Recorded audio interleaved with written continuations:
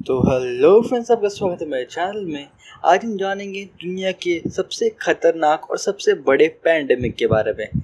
जी हाँ, पैंडेमिक जो आजकल हम देख ही रहे हैं, कोरोना वायरस की वजह से जो हो रहा है। इसे पैंडेमिक भी क्यों कहा जाता है, ये भी आपको मैं वीडियो में ज़रूर बताऊँगा, तो वीडियो को एंड तक ज़रूर देखिए। तो पहले बात करते हैं पैंडेमिक के बारे में। पैंडेमिक हम उसे कहते हैं जो पूरे विश्व भर में महामारी फैला दे, जिसे जो हम आज कोरोना वायरस की वजह से देख रहे हैं, इसलिए हम इसे कोरोना वायरस पैंडेमिक भी कहते हैं।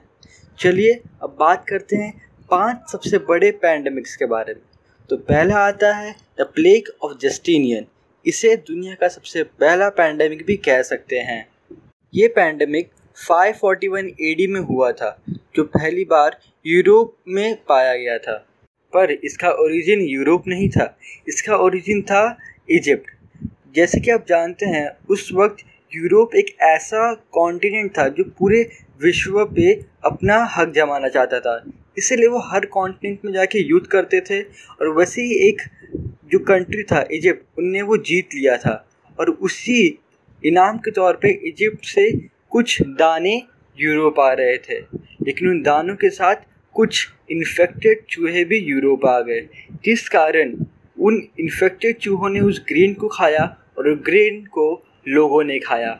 उस वजह से यूरोप में बहुत ही वैश्विक महामारी फैल गई। और ये सिर्फ यूरोप तक सीमित नहीं था, ये बाकी सब कॉन्टिनेंट को भी बहुत इफेक्ट किया, और ये कम से कम 2 दशक तक चला, और उसने कुल 50 मिलियन की आबादी ख़त्म कर दी थी, जो उस वक्त के पूरे पृथ्वी के 26% के बराबर है। अब बात करते हैं नेक्स्ट पैंडेमिक के बारे में। जो अगला पैंडेमिक था उसे कहते हैं द ब्लैक डेथ। ये बीमारी भी पहली बार यूरोप में ही पाई गई थी। ये pandemic the plague of Justinian के करीब 800 साल बाद हुआ था, वो भी यूरोप में ही। और द प्लेग ऑफ जस्टिनियन और द ब्लैक डेथ आपस में लिंक भी करते हैं, और इस वायरस का जन्म चाइना में हुआ था, एज यूजुअल, जो आज हम भी जानते हैं कि कोरोना वायरस की वजह से आया है।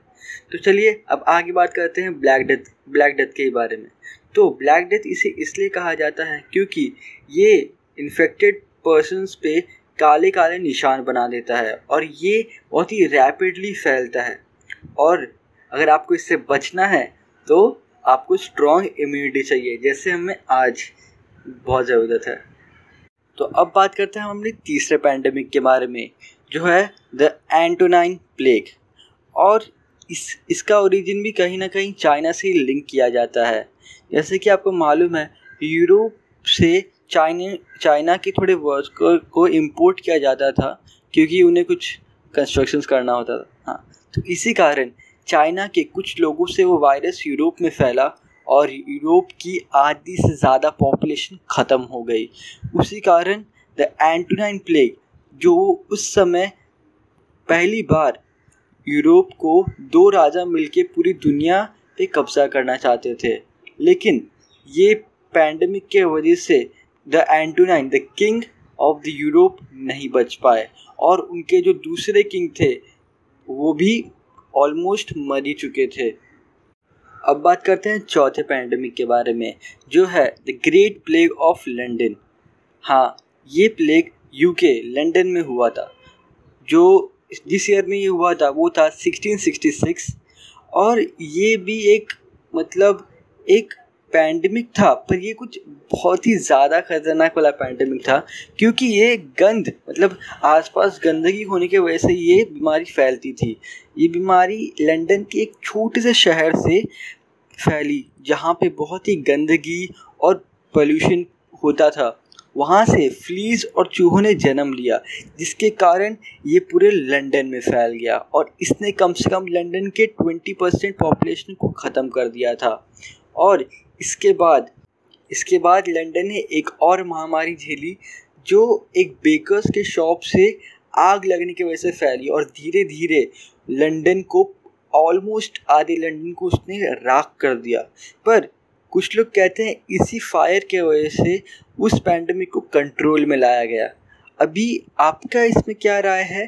क्या ये एक वरदान था या एक श्राप? कमेंट में ज़रूर बताइएगा।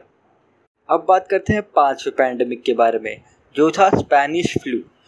सबसे खतरनाक और सबसे जान लेने वाला पैंडेमिक जो हुआ था 1918 में, जो पहली बार डिटेक्ट किया गया था स्पेन में, लेकिन धीरे धीरे Europe, United State, South Asia, Minor Asia, हर जगह ये फैलता गया और धीरे धीरे ये पूरे विश्व पे अपना कब्जा जमा लिया।